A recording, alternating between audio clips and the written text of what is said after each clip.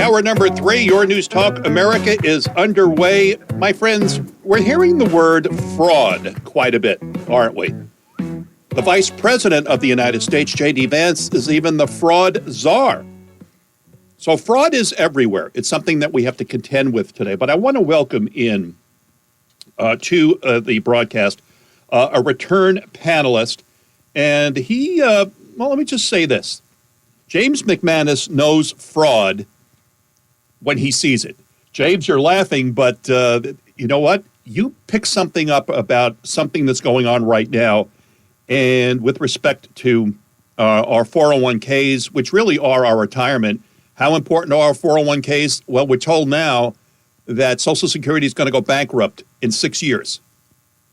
7 at the outset.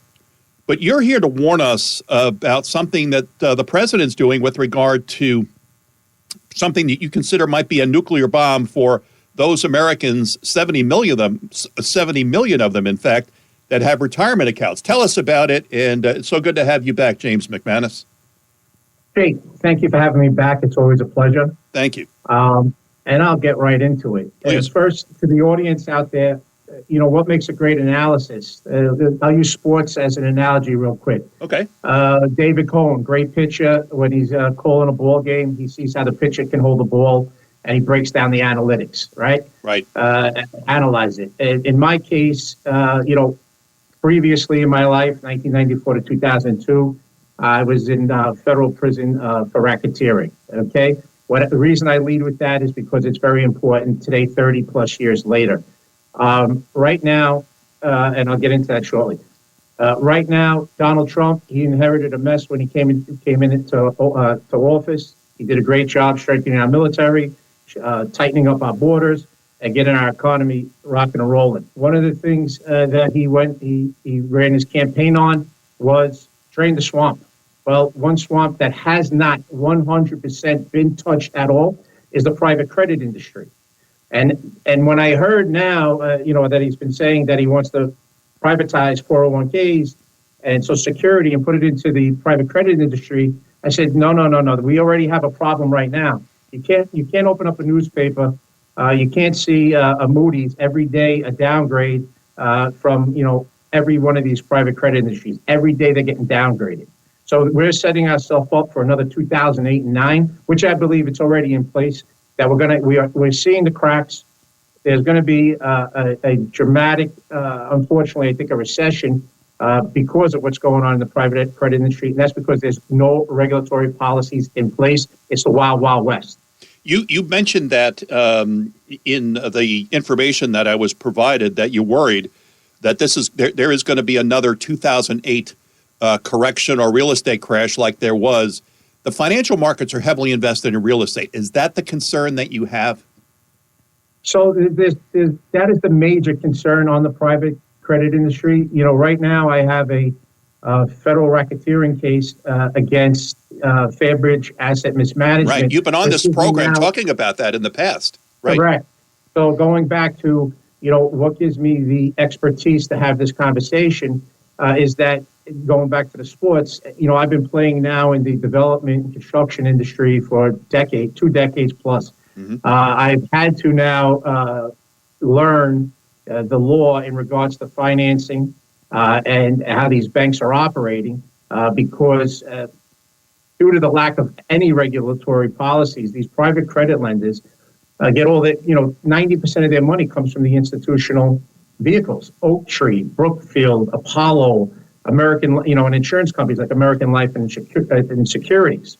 Mm-hmm. With that in mind, their money, those institutions, comes from, unions, pension funds, retirement funds. So it's the public. And just like in 8 and 9, where brokers, which in essence, in this case, would be Fairbridge Asset Mismanagement, I can make it sweet and simple.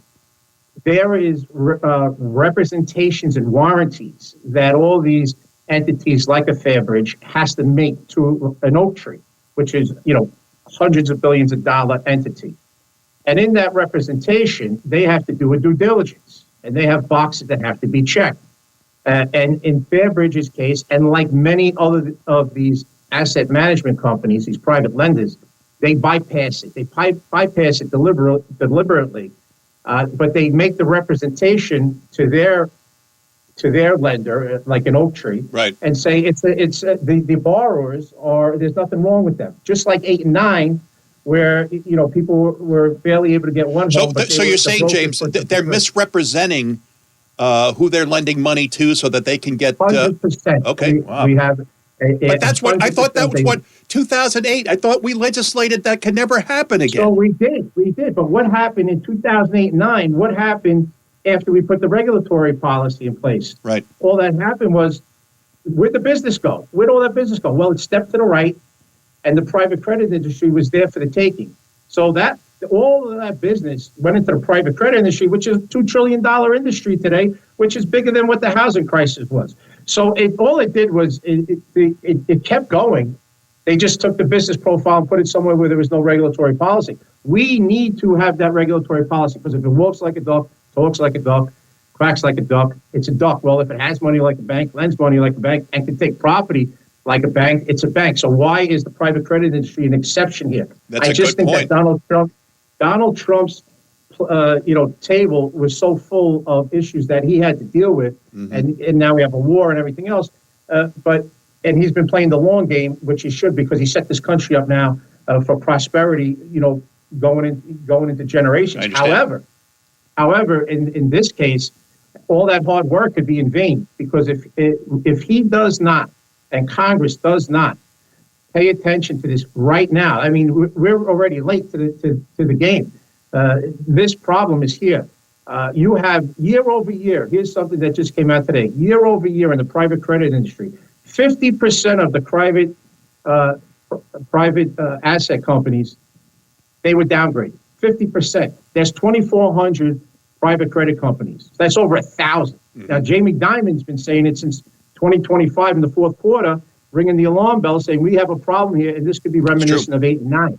Yes, it's inevitable. It really is. But we need to stop it now. James McManus is joining us from the Bronx, New York. His $75 million federal racketeering lawsuit against a private credit firm known as Fairbridge Asset Management.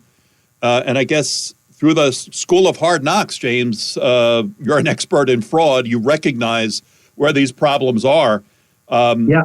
And again, President Trump, a builder, you're a builder, you know the way builders think, but you think he's just got too much on his plate to recognize where this loophole is, and it's got to create another economic crisis for this nation.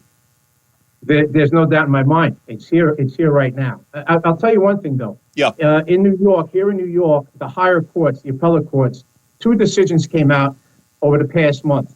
One was Kauff versus Madison Realty. Madison Realty is a big private asset management company. Right. And basically, I've been saying that these private credit companies, Fairbridge, asset mismanagement, they use contracts as getaway cars. Did you say mismanagement?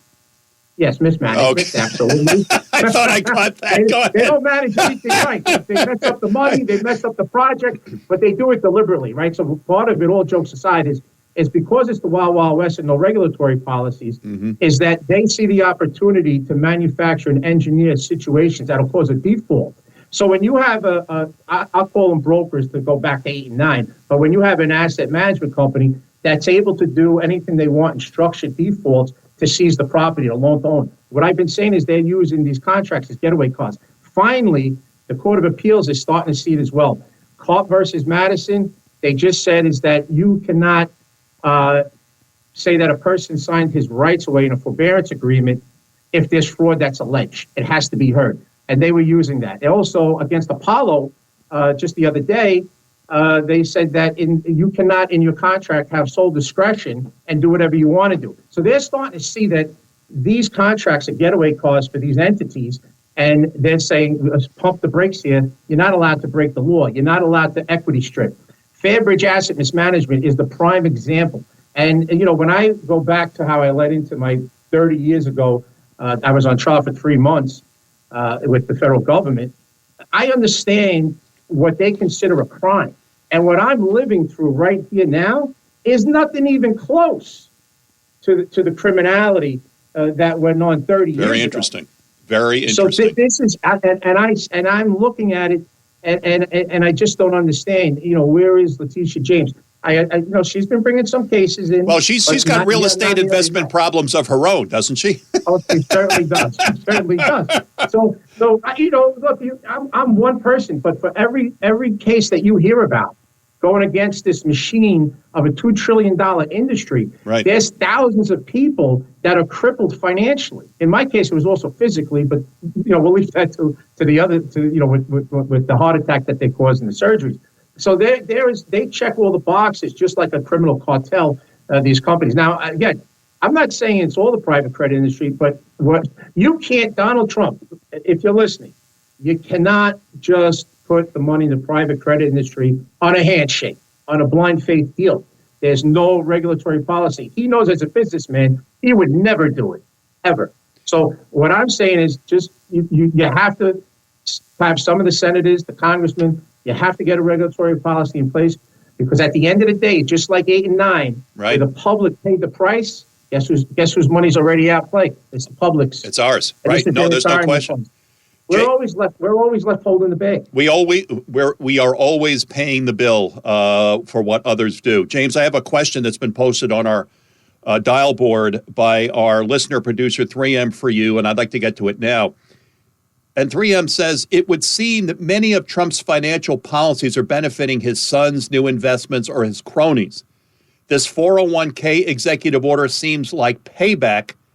How corrupt is the Donald? So what are your thoughts? Good question. I believe nobody's perfect in this world. And where there's power, there's corruption. And you can only imagine when you're the most powerful man on the planet, all the noise that he hears on a regular basis. Because I'll go back to 30 years ago. Until I see the evidence, I won't make a verdict. But where there's smoke, there's fire. So it's a tricky situation. I really applaud Donald Trump for everything he's been doing for this country. However, no one's perfect, and in this case, unless he gets involved, then it's hard for me to combat that thought and defend Donald Trump in this case. But if he jumps in and puts a regulatory policy in place, that's when you go, he just had to get to it. But look, the problem, if we're measuring it, we're 25% down the rabbit hole. There's damage occurring now every day. As I said, you can't open up a newspaper, you can't Google anything in the private credit industry where it's downgrade, and all the majors. So just like 8 and 9, the cracks were showing in 7. And you have all the wonderful minds in Wall Street today, the Jamie Dimons, and they're saying companies like Fairbridge Asset Mismanagement, they're equating them to cockroaches. That's what Jamie Dimon's calling them, cockroaches, because they worked in an opaque box. But if they're cockroaches, well, then I'm the light switch turning the light on in this industry. James, people talk about 2008, but rarely do we hear mentioned today about 1989. What happened with the collapse of 1989. For those who don't remember, Donald J. Trump was in a tough spot in 1989, and he had to declare bankruptcy, especially over his casinos in New Jersey, correct? And major restructuring. That was the term. Basically, he was too big to fail. Right? He patented it on that one. Yeah, and so we rarely talk about 1989. But thank you, James, for bringing this to our attention, this executive order, and why we may be biting off more than we can chew. James, keep monitoring this and let us know. We'll have you back on, okay? Jake, it's always a pleasure. Thank you again for having me, and have a great day, and God bless everyone, and God bless America. Okay. Hey, James, thanks so much. God bless you, sir. Thank All right, you're listening to Your News Talk America. Back with your phone calls in just a moment. Stay with us.